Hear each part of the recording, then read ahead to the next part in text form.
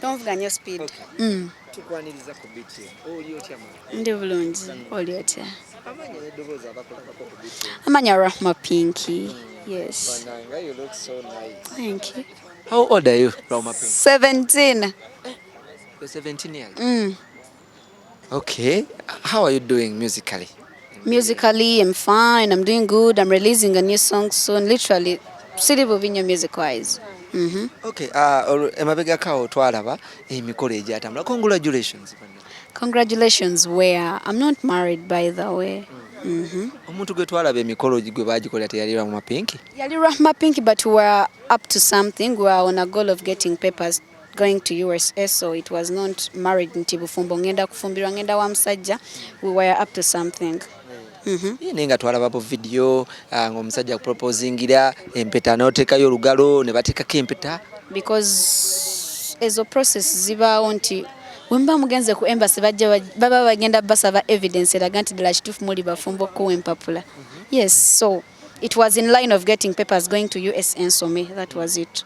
Omusajja yali agakuteekamu ssente muyitire mu process y'okuba nti no muli married ogende osome. Yes. Kyogaa buli muntu bw'ati bw'akikola.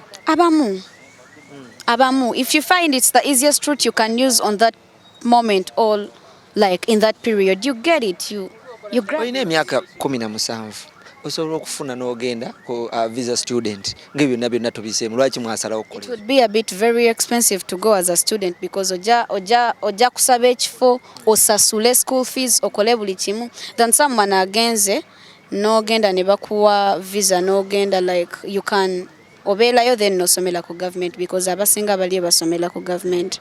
Yes. Ekigambibwa nti nno eggwe ne mamiwo n'abalala omukolo gwe nnyini gwali tegunnaba nakugwa ne muyitamu emmanju paka Kenya.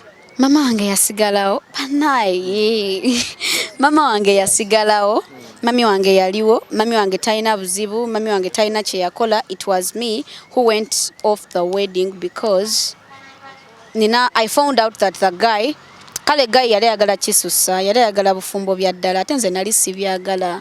So we nalaba nti tuvudde ku mulamwa ogw'okuba nti tufuna mpapula agenda kusoma nga teyadda ku mulamwa mulala. I had to find a way out of it.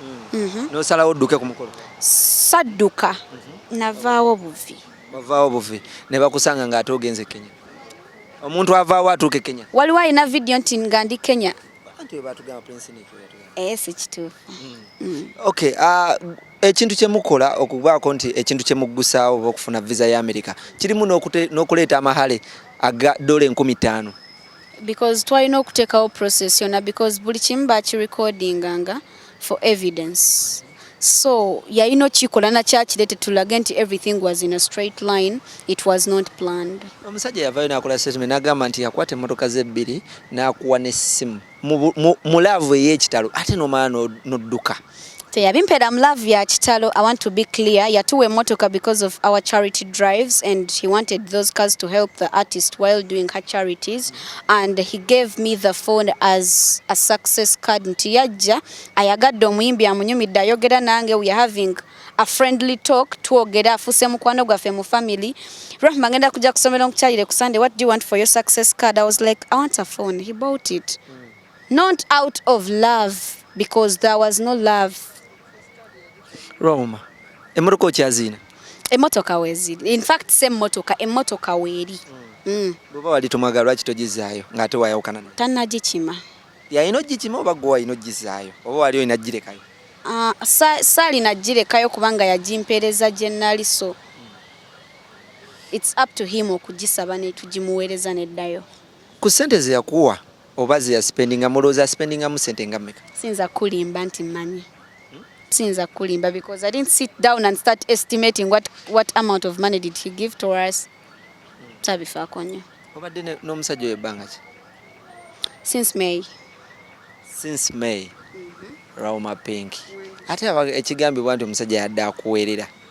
Just kituufu mukwano. That guy came in our lives nga maliriza ne form 6 yange.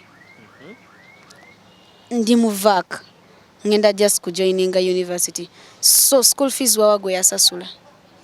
Bwe tuba tubalabalamu ku myaka kati kirabika tugenda mu myaka nga 3 okuva amasomero gaggalawo. Omusajja oyo yajja bbanga ki mu bulamu bwo? kuba kati tumaze emyaka ng'egi. No yakajja this year mu May mu Gwokutaano.